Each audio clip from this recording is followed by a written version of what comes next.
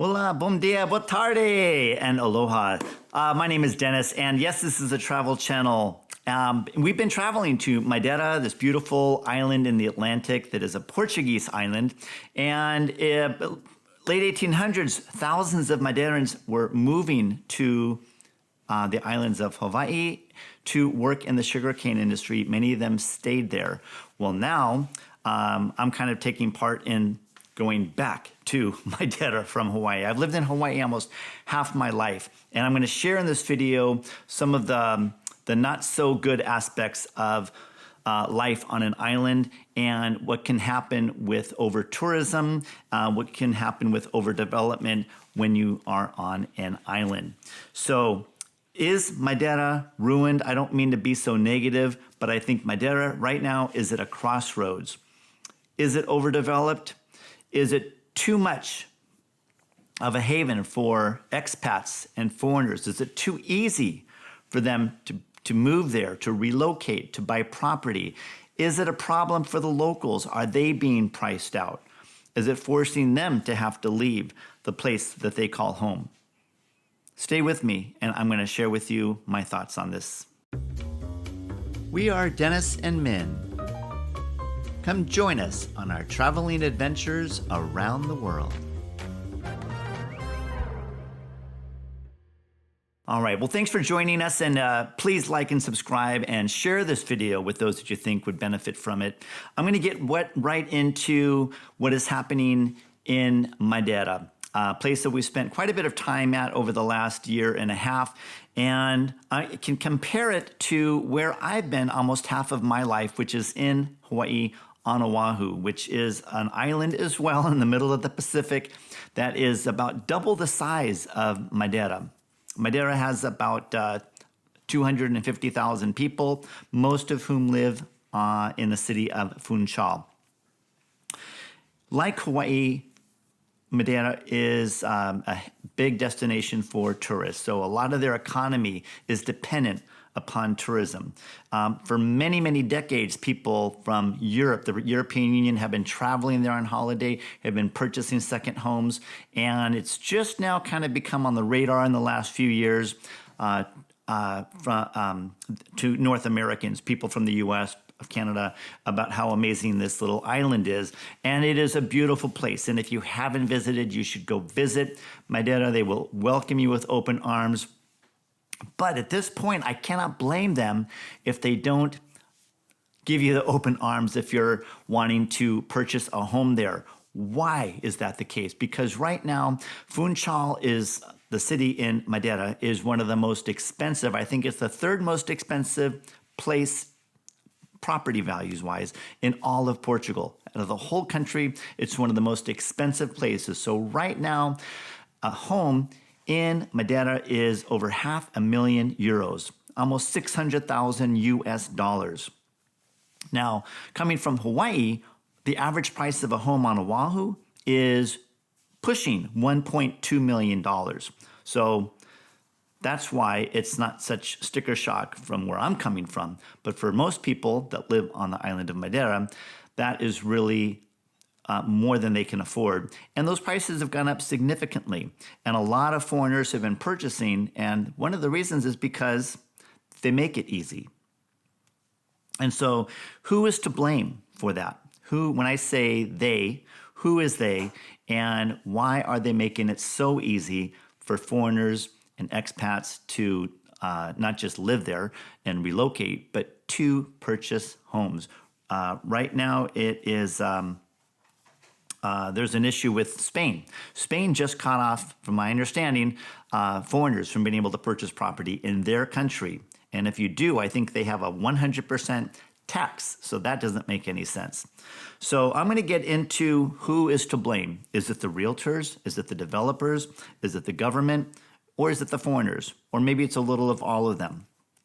So I'm going to share with you my thoughts on what the problem is and perhaps how it can be solved. So right now, 42% of all home purchases on the island of Madeira are from foreigners. That's a lot. That's a lot more and a lot higher than what it is in Hawaii. So a lot of people say that realtors are the problem. And I've heard that for the last 20 years as a realtor on Oahu, that it's the realtors who cause the home prices to go up so much. I'm sorry.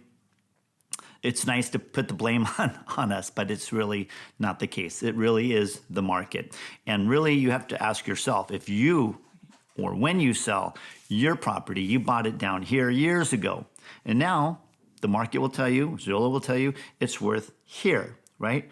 But now you're going to sell your home and you want to be nice so the local family can purchase your home and afford your home. So are you going to sell it down here? Probably not. No, I've never seen that happen once. I suggested to people that that's always an option, but guess what? Call it greed, whatever, human nature. People will definitely want to get the most for the property that they can. So that's just how it works in that regards. The developers, now you'll see all around Funchal, there's a lot of development, a lot of new construction, a lot of condos going up. And I think from the developers' perspective, if they can make more money building more luxury condos than affordable housing, the developers are probably going to lean towards building homes that are more expensive. And if for the locals who are making less than $1,000 a month on average, their minimum wage is less than $6 an hour, they're not going to be the ones affording these luxury condos. So what do the developers do? Because greed is going to kind of like lean them in that direction to sell to foreigners who can afford those prices, right? So maybe the government needs to step in more, right, and help subsidize or give the developers incentives to create more affordable housing, right? If the demand is there for luxury condos, great, but you want to be sensible. And unlike Hawaii, which has become really overdeveloped in so many areas, I mean, just look at Honolulu. I don't want to see that same thing happening in the areas in and around Funchal, certainly not in the island of Madeira. And so I'm hoping they see that they're at a crossroads right now, because I've talked to so many people that live there and they have seen it develop so much in recent years. And it's frustrating for them. And again, I get it. You know, having lived on Hawaii almost 30 years, I've seen how it's gone from this to this over that span of time. And it's almost always for the worse, unfortunately. Still a nice place to go and visit, but it's not without its share of problems. And the locals especially are the ones that are feeling it in a very negative way. So the government, is the government to blame? And I think a lot of it is, yes, the government could do a lot more. They should have a lot more sensible restrictions on foreigners buying in a place like Madeira. Now, Min and I went to Malaysia a few years ago. We were interested to look at that as a second home, to buy something where maybe we can spend our retirement years in later. And it was fairly easy to buy property there, except you had to spend a minimum, let's just say, I forget what it is, but let's just say it's $250,000 US. You could only spend that much or more, right? And so they're preserving the lower cost homes, the more affordable homes for the local population. Makes a lot of sense, right? It shouldn't be rocket science, right? So if you're a foreigner, chances are you're making more than what they make in Malaysia, and you can afford those higher prices. In addition, so now they have several tiers of foreigners buying over there, and differing amounts depending upon your situation.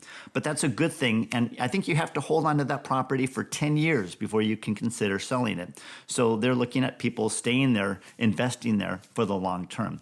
That's a great thing. So I think something similar should happen, not only just in general in Portugal, but especially Madeira, because Madeira is an island. It's a small island. Portugal, the whole mainland, is really spread out.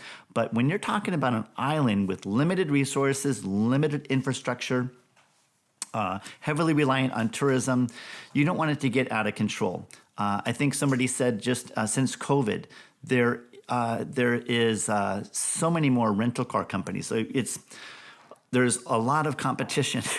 So you're renting a car on the island of Madeira.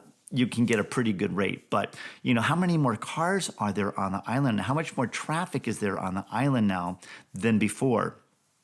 So you have a lot more direct flights going to Madeira than ever before. You have many more cruise ships going there and stopping there in the ports, dropping people off for the day than ever before. And all of that's great. It's turning on a lot of people to this beautiful place in the middle of the Atlantic Ocean. But at what point is it too much? And I've seen in Hawaii over the many years, it was too much many years ago. And eventually you get to a point of no return, especially when it comes to development, because that's, once you develop something somewhere, that's pretty much forever, right? It's not going away. And it also gives the green light to continue that throughout that region. And I don't want to see that happen to Madeira. So I really feel for the locals there who really are feeling priced out. And it's easy for them to want to blame the foreigners for coming over there and purchasing property and maybe not even living there a lot of the year. But is it really fair to blame them when it really is the government that is allowing that to happen, right? So we purchased a property there a couple of years ago, and I have to say we got a small loan, and it was actually a very easy process and easier than in the U.S. in terms of getting a loan. Not that they should make it difficult, but there needs to be some more sensible safeguards for people that are investing in a small community like Madeira. And so we're grateful, now that we are there and we have a place that we might retire to in the future. But really, there needs to be, like anything, a balance. So I really hope the government makes some sensible decisions at limiting the amount of tourists that go there in the future, but also, more importantly, limit the amount of the ease at which people can buy property there as foreigners, so that the people there don't feel like they're getting priced out, that they have difficulty trying to find an affordable place to rent, right? So we don't want to ruin their livelihood, their lifestyle, the way that they've been living for many, many years, right? If anything, we only want to help and contribute in a positive way to that. So drop me a comment and let me know if you have any other suggestions or ideas, what you see happening in Madeira. If there's anything that I've left out, maybe it's time that sensible people and the government make some positive changes where it's win-win for everybody, but they're still able to maintain the beauty and the integrity of what is there in Madeira right now. So thanks so much for watching. Please like and subscribe, and we will catch you next time. Obrigado.